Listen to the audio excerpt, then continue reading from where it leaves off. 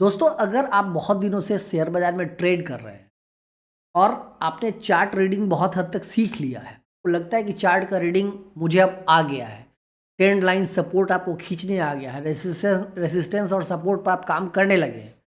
But उसके बाद भी अगर आपको फ़ायदा नहीं हो रहा है, किसी आप इंडिकेटर का यूज़ करें, उसके बाद भी आपको अगर प्रॉफिट नहीं हो रहा है, आप लॉस बुक कर रहे हैं, उसका कारण क्या है, उसका समाधान क्या है? मैं अपने एक्सपीरियंस से आपको ये बताने की कोशिश करूँगा। दोस्तों, मेरा प्रयास सिर्फ़ इतना है कि पैसा अगर बनाएगा तो या तो मार्केट बना के देगा या आपका साइकोलॉजी बना के देगा। मैं कुछ नहीं कर सकता हूँ, लेकिन बट इतना ही है कि अगर आपका लॉस भी रुक गया ना, तो मेरा ये वीडियो बनाना सफल हो जाएगा दोस्तों। और अगर मेरा प्रयास अगर लास्ट में अच्छा लगेगा तो मेरे चैनल को लाइक, सब्सक्राइब और दोस्तों में शेयर भी ज़रूर करिएगा। देखिए, मेन चीज़ है कि मैं ये मानता हूँ कि आप बहुत पहले से काम कर रहे हैं, आप चार्ट रीडिंग सीख लिए हैं, बट उसके बाद एक प्रॉफिट नहीं हो रहा है। इसका मेन कारण क्या है?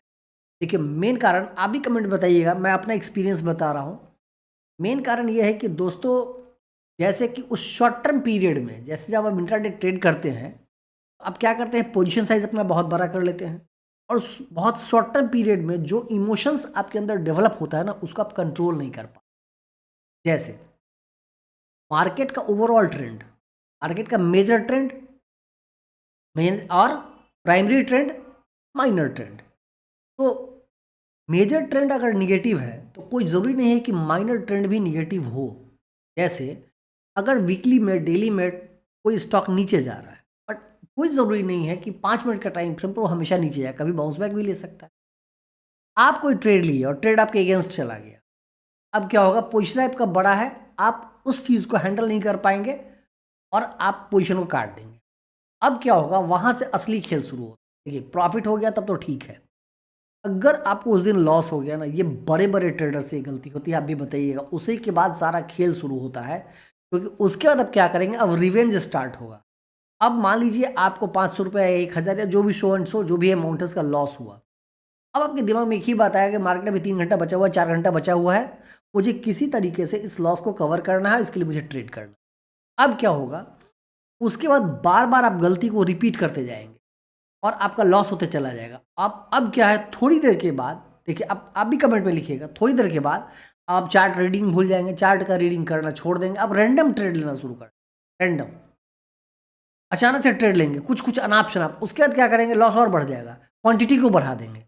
मतलब आप ये कोशिश कर रहे हैं कि आज का लॉस किसी तरीके से हम आज कवर कर लें।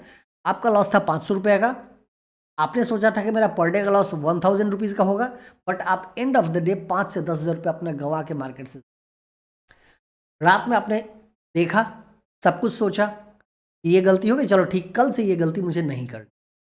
कल फिर वही शुरुआत होगा, फिर वही गलती। तो आखिर इसका समाधान क्या है? समाधान है दोस्तों, समाधान ये है कि कुछ दिनों के लिए, देखिए एक बात होता है ना, किसी प्रैक्टिस को लाने में बोला गया है कि 21 दिन तक किसी काम को करते हैं तो वो चीज़ आपके धीरे-धीरे सबकॉन्शियस माइंड में बैठने लगता है। वो करना क्या है?